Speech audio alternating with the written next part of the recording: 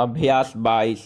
आदरणीय उपसभापति महोदय, जो बिल मंत्री जी की तरफ से बाल विवाह रोकने के संबंध में पेश किया गया है, मैं उसका समर्थन करता हूं।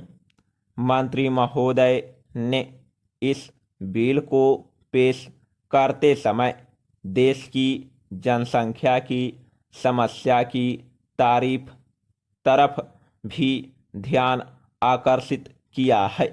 मेरा कहना है कि हमारे देश में बाल विवाह को एक अपराध घोषित करना चाहिए और रेडियो और अखबार के माध्यम से इस देश की 60 करोड़ जनता के मन में और उसके बीच में इन साधनों से यह बतलाना चाहिए कि बाल विवाह करेंगे तो उन्हें सजा दी जाएगी। लेकिन दुर्भाग्य है कि इस देश की सरकार देश की समस्याओं के मसले पर विचार न करके अपने रेडियो और अखबार का इस्तेमाल केवल राजनीति के उद्देश्य से कर रही है। Paragraph change.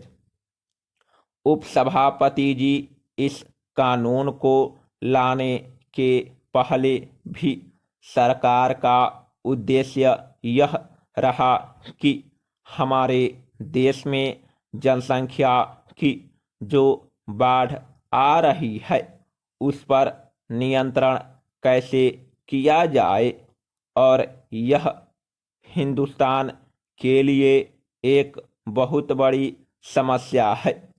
आप जानते हैं, जब हम लोग इकट्ठे थे, यानी हिंदुस्तान, बांग्लादेश और पाकिस्तान, और हम तीनों की आज़ादी की लड़ाई लड़ रहे थे, उस समय हिंदुस्तान की आबादी 40 करोड़ थी।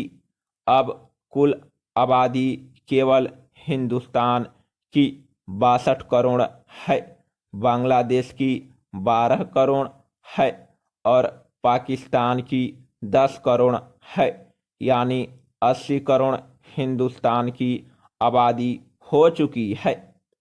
हम अपने देश में जो भी विकास कर रहे हैं, हमारे विकास के शिशु को बढ़ती हुई जनसंख्या के राक्षस ने एकदम डस लिया है और हमारे विकास के नवजात शिशु को इस बढ़ती हुई जनसंख्या के राक्षस ने दबोच लिया है।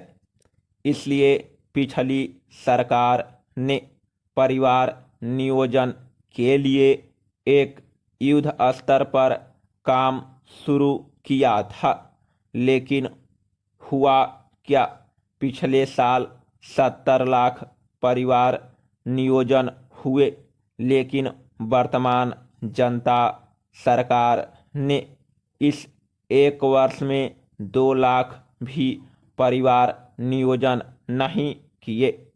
देश की जनता में परिवार नियोजन के संबंध में जहां वैज्ञानिक प्रचार होना चाहिए था, वहां पर जनता सरकार ने कुत्सित प्रचार किया, जिसके कारण देश के अंदर एक बड़ा ही विषाक्त वातावरण बन गया।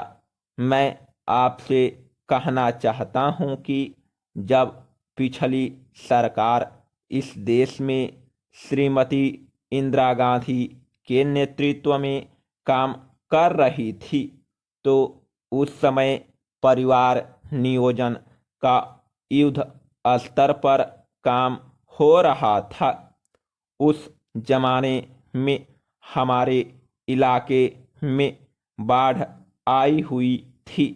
बाढ़ के खत्म होने के बाद गांवों में बीमारी की रक्षा के लिए डॉक्टर लोग गांवों में जाकर चेचक के टीके लगा रहे थे, तो विरोधी दल के लोग, जिनकी हुकूमत चली, और राष्ट्रीय स्वयंसेवक संघ के लोगों ने यह प्रचार किया कि ये टीके चेचक के नहीं हैं, बल्कि ये टीके ऐसे हैं जिससे लोग नपुंसक हो जाएं और उनके कभी बच्चे पैदा न हों।